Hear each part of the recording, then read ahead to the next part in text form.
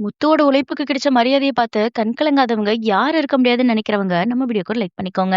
இன்னைக்கு எபிசோட்ல என்ன நடந்ததுன்னு பாத்தீங்கன்னா, முத்துவ பார்த்து அண்ணாமலை கண் கலங்குற அளவுக்கு பெருமைப்படுறாரு. அதே நேரத்துல மனோஜோட வாழ்க்கை இன்னும் சிக்கலா போற மாதிரி தெரியுது. பல நாளா குடும்பத்தையே வாட்டி வச்சுட்ட பிரச்சனைகள் ஒரு பக்கம் முடிவுக்கு வந்த மாதிரி தெரிஞ்சாலும், இன்னொரு பக்கம் புதுசா சில பிரச்சனைகள் தலை தூக்க ஆரம்பிச்சிருக்கு. எபிசோட் ஆரம்பிக்கும் போதே விஜயா ஒரு விஷயத்த ரொம்ப உணர்ச்சியா பேசிட்டு இருக்காங்க பார்வதி கிட்ட. இந்த வீட்டுல நான் இருக்க வரைக்கும் தான் எனக்கு மரியாதை. இனிமே இந்த வீட்டை விட்டு நான் எங்கேயும் போக கூடாதுன்னு சொல்றாங்க. அந்த வார்த்தைகள்ல அவங்களோட பயமும், கடந்த நாட்கள்ல அனுபவிச்ச கஷ்டங்களும் தெரியுது. அதுக்கு அண்ணாமலை அமைதியா ஒரு பதில் சொல்றாரு. "இந்த வீடு திரும்ப கிடைச்சது மனோஜால இல்ல, முத்துவால தான். இப்பவாது புரிஞ்சுக்கோ. முத்து உன் மேல எவ்ளோ பாசம் வச்சிருக்கான்னு" சொல்றாரு. அந்த ஒரு வார்த்தையிலே முத்து இந்த குடும்பத்துக்காக எவ்ளோ பெரிய தியாகம் பண்ணியிருக்கான்றது தெரியுது. அந்த நேரத்துல கரெக்ட்டா முத்துவோட ஃப்ரெண்ட் வீட்டுக்கு வரான். "ஏன்டா லேட்டு?" அப்படின்னு சொல்லி அவன்ட்ட கேட்க, சவாரி முடிஞ்சு வரதுக்கு லேட் ஆயிடுச்சுன்னு அவன் சொல்ல, சாதாரணமா சொல்லிட்டு இருக்கான். ஆனா முத்து கிட்ட எந்த ஒரு பெருமையுமே இல்ல. வீட்ட மீட்டது நான் தான் அப்படின்ற எண்ணமே அவனுக்கு கிடையாது. அதுக்குள்ள மீனா பூஜைக்காக வாங்க மாலையோட வராங்க. மாலைய பார்த்ததும் அண்ணாமலைக்கு ரொம்ப பிடிச்சு போகுது. நல்லா இருக்கேன்னு சொல்றாரு. அதுக்கு மீனா சந்தோஷமா, நான் தான் கட்டினேன்னு சொல்றாங்க. வீட்ல இருந்த சூழ்நிலை கொஞ்சம் கொஞ்சமா சந்தோஷமா மாற ஆரம்பிச்சுது. பூஜை ஆரம்பிக்க எல்லாரும் ரெடியா இருக்காங்க. பூஜை நடத்துறவங்க வழக்கம் போல அண்ணாமலை, விஜயா முன்னாடி வந்து உட்கார சொல்றாங்க. ஏன்னா இந்த வீட்டோட பெரியவங்க அவங்க தானே. ஆனா இங்க தான் யாருமே எதிர்பார்க்காத விஷயம் நடக்குது. அண்ணாமலை உடனே மறுத்துடுறாரு. இந்த வீட்ட மீட்டது முத்துவோட உழைப்பு. அவனுக்கு உறுதுணையா இருந்தது மீனா. அவங்க மீட்டது வீட்ட மட்டும் இல்ல, நம்ம 2 பேரோட கௌரவத்தையும். அதனால இந்த மரியாதை எங்களுக்கு இல்ல, முத்துவுக்கும் மீனாவுக்கும் தான் சொல்றாரு. அந்த வார்த்தைய கேட்டதும் முத்து ரொம்ப சங்கடப்படுறான். "அப்ப அதெல்லாம் வேண்டாம். நீங்களும் அம்மா உட்காருங்கன்னு" சொல்றான். ஆனா அண்ணாமலை விடமாட்றாரு. விஜயாவும் கூட அந்த நேரத்துல முத்துவ பாராட்ட ஆரம்பிக்கிறாங்க. "நீ உங்க அப்பாவோட மரியாதைய காப்பாத்திட்ட. அவர் உழைப்புல வந்த வீட்ட உன் உழைப்புல நீ காப்பாத்திட்டன்னு" சொல்றாங்க. முத்துவுக்கு கிடைச்ச இந்த அங்கீகாரம் அங்கிருந்து எல்லாரையும் நெகிழ வைக்குது. ஏன்னா பல சமயங்கள்ல முத்து அவமானத்தையும், குற்றச்சாட்டுகளையும் தான் சந்திச்சிருக்கான். ஆனா இன்னைக்கு அதே குடும்பம் அவன தல மேல தூக்கி வைக்குது. கடைசியில முத்துவும், மீனாவும் மாலை அணிஞ்சு பூஜையில உட்கார்றாங்க. அண்ணாமலை முகத்துல அப்படி ஒரு சந்தோஷம் தெரியுது. விஜயா முகத்துல ஒரு நிம்மதி, மீனா முகத்துல ஒரு மகிழ்ச்சி. முத்து மட்டும் வழக்கம் போல அமைதியா இருக்கான். பல நாளா குடும்பத்தையே சுத்தி இருந்த பிரச்சனைகள் எல்லாம் முடிஞ்சு நல்ல காலம் ஆரம்பிக்கணும்னு எல்லாரும் மனசார வேண்டிக்கிறாங்க. பூஜை முடிஞ்ச பிறகு வக்கீல் வீட்டுக்கு வராங்க. எல்லா பிரச்சனைகளும் முடிஞ்சு உங்க வீட்டு பத்திரம் வந்துருச்சுன்னு சொல்லி பத்திரத்த குடுக்குறாங்க. அந்த செய்திய கேட்டதும் அண்ணாமலைக்கு என்ன சொல்றதுன்னே தெரியல. ஏன்னா இந்த வீடு அவரோட கனவு. அவர் அந்த பத்திரத்த வாங்கிட்டு நேரா முத்துக்கிட்ட போறாரு. "இனிமே இந்த பத்திரம் கைய விட்டு வெளிய போகக்கூடாது. பத்திரமா வச்சுக்கோன்னு" சொல்றாரு. உடனே விஜயா, "ஏங்க எதுக்கு அவன்கிட்ட குடுக்குறீங்க? என்கிட்ட குடுங்கன்னு" சொல்றாங்க. ஆனா அண்ணாமலை உடனே மறுக்கிறாரு. "இந்த வீட்ட காப்பாத்துனது முத்து தான். அதனால பத்திரம் அவன்கிட்ட தான் இருக்கணும்னு" உறுதியா சொல்றாரு. முத்துவும் வழக்கம் போல, "இல்லப்பா இது உங்ககிட்டயே இருக்கட்டும்னு" சொல்றான். ஆனா அண்ணாமலை கண் கலங்குறாரு. "இந்த பத்திரத்த உன்கிட்ட கொடுக்கறதுக்கு தான் இத்தன நாளா போராடினேன்னு" சொல்றாரு. அந்த ஒரு நிமிஷம் ரொம்ப எமோஷனலா மாறிடுது. மீனாவும் கூட, "மாமா இந்த பத்திரத்த உங்க கையில குடுக்குற நாளைக்கு தான் நிம்மதியா தூங்குவேன்னு சொல்லுவீங்களே" அப்படின்னு சொல்றாங்க.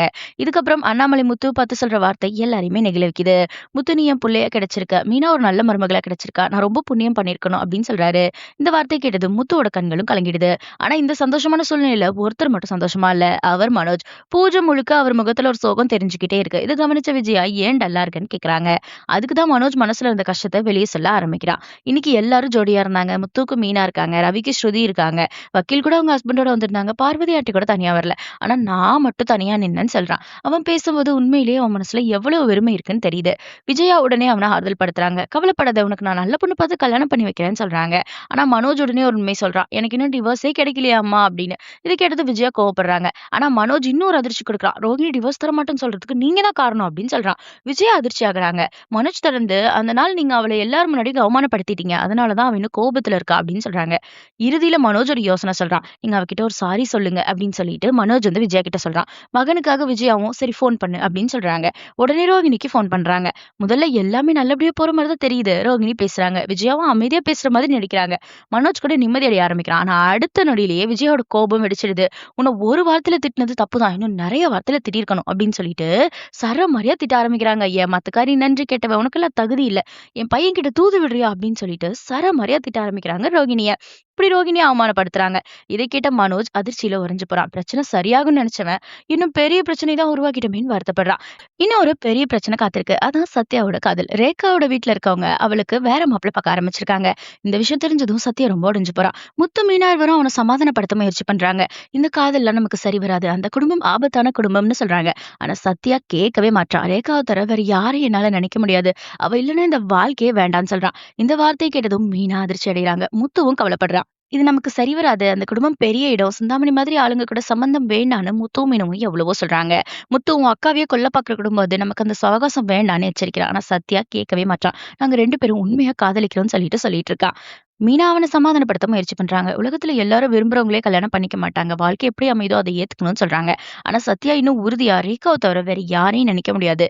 அவளோட வாழ முடியலன்னா இந்த வாழ்க்கையே வேண்டாம். செத்தா கூட பரவாயில்லன்னு சொல்லிடுறான். ஒரு பக்கம் மனோஜோட வாழ்க்கை பிரச்சனை. இன்னொரு பக்கம் சத்யாவோட காதல் பிரச்சனை. இந்த 2 விஷயங்களும் அடுத்த எபிசோட்ல பெரிய திருப்பத்த கொண்டு வரப்போகுது. சோ நண்பர்களே, ரோகிணி இப்போ விஜயா பேசியத கேட்டு சும்மா இருப்பாங்களா? மனோஜுக்கு டிவோர்ஸ் கிடைக்குமா? சத்யா உண்மையிலே ரேகாவ மறந்துடுவானா? இல்ல காதலுக்காக குடும்பத்தையே எதிர்ப்பானா? இதெல்லாம் அடுத்த எபிசோட்ல தெரிய வரப்போகுது. இந்த வீடியோ பிடிச்சிருந்தா லைக் பண்ணுங்க. கமெண்ட்ல உங்க கருத்து சொல்லுங்க.